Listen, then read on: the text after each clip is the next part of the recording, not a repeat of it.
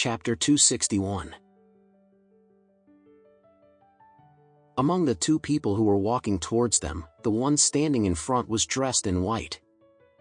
He was wearing a white silk cloth and his clothes fluttered in the air. What was even more surprising was the fact that there was not even a drop of rain on him at this time. The other man was dressed in black and he had a very strong and sturdy body. Moreover, he could see that the two men had formed a barrier around their body, as if isolating the rainwater from themselves. Alex glanced at the two men and he realized that they could both fight very well. At this time, Sherlin, who was sitting in the car, looked out the car window and his face turned pale immediately, as though he had just seen a ghost. At this time, he opened the car door before he tried to run away. Alex had very quick eyes and he quickly grabbed hold of Sherlin's collar before he said, "Why are you running away?" "The Blood Brothers, they're the Blood Brothers," Sherlin yelled in panic as he struggled to set himself free from Alex's grasp. "Mr. Anderson, please let me go. I don't want to die in their hands."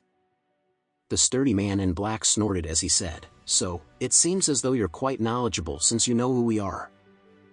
However, none of you can leave before we get what we came here for today." "The Blood Brothers?" Alex stared at the two men and he frowned as he thought about their identity.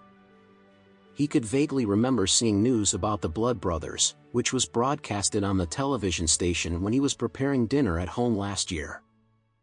The news stated that they were a pair of vicious robbers who had kidnapped the son of the richest man in Lancaster before demanding a huge ransom of $100 million. However, the richest man in Lancaster refused to pay the ransom and instead, he chose to pay the armed forces $100 million to arrange for his son to be rescued from the kidnappers instead. The armed forces in Lancaster were the top in the provinces and they had a very huge army at their disposal. Moreover, the leader of the armed forces was also extremely famous for his combat skills. At that time, everyone had expected the robbers to kneel down and beg for mercy after they were caught. Unexpectedly, the armed forces could not find the richest man's son even after searching for him for 7 continuous days. In the end, the leader of the armed forces decided to dispatch the entire armed forces to search for the robbers. However, the robbers had managed to run away.